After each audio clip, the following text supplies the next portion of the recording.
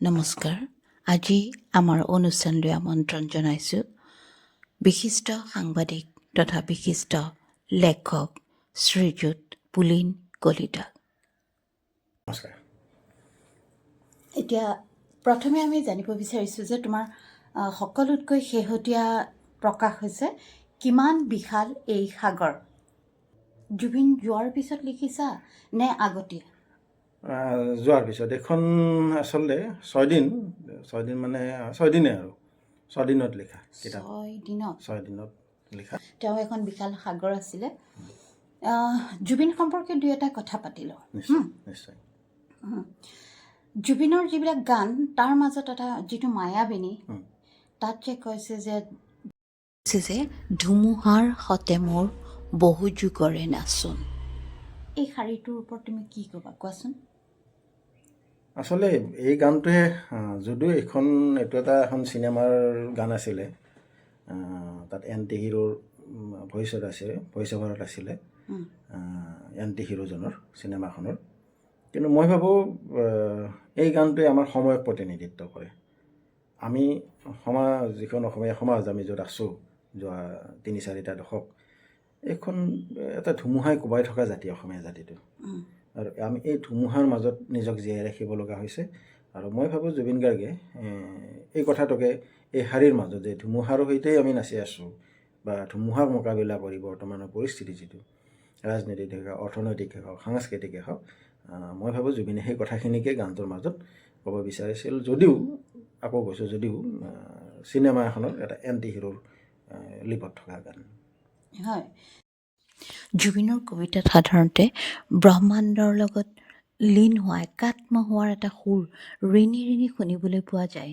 এই যে ৰাতি ৰাতি উজাগৰি নিশা কাম কৰে, লিখে বা গান গায়, এই অলপ সেইবাবেই ব্ৰহ্মাণ্ডৰ লগত অকণমান একাত্মতা বেছি নেকি, নে কি বাৰু?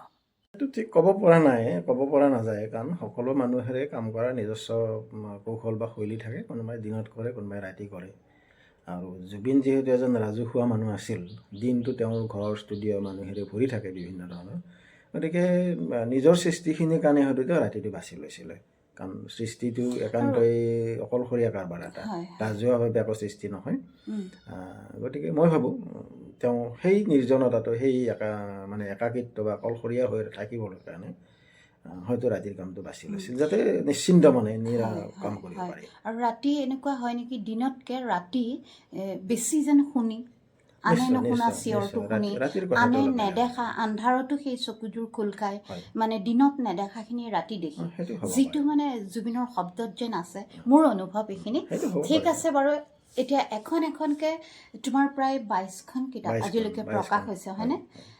কিন্তু আমাৰ অসমীয়া সমাজত মানে কিতাপ পঢ়া মানুহ নাই বুলি সততে কোৱা হয়, কিতাপ নপঢ়ে।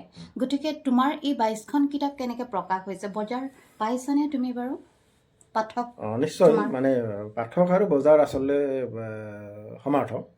বজাৰ মানে পাঠক, পঢ়ুৱে কিনি পেলাই পঢ়ে। মই কাকো বিনামূলীয়াকৈ কিতাপ নিদিওঁ। মই কাকো কিতাপ সাধাৰণতে মই নিজেও কিনো, মই যথেষ্ট কিতাপ কিনো। মোৰ এইটো দেখিলে তুমি গম পাবা, মই যথেষ্ট কিতাপ কিনো, যথেষ্ট কিতাপ মই নিজে পঢ়োঁ। আৰু মই কিতাপ মানুহে কিনি পঢ়াটো মই বিচাৰোঁ। মই বিনামূলীয়াকৈ কিতাপ নিদিওঁ, 1 নম্বৰ কথা। 2 নম্বৰ, মই বিনামূলীয়াকৈ কিতাপ নিলিখোঁ, মই পাৰিশ্ৰমিক লওঁ। প্ৰকাশক লৈ কম বেছি হয়, কিতাপৰ লৈ কম বেছি হয়, কিন্তু বিনামূলীয়াকৈ মই নিদিওঁ। মোক যিহেতু প্ৰকাশকে পইচা দিব লাগে, তেওঁলোকে কিতাপখন বেচিব লাগিব।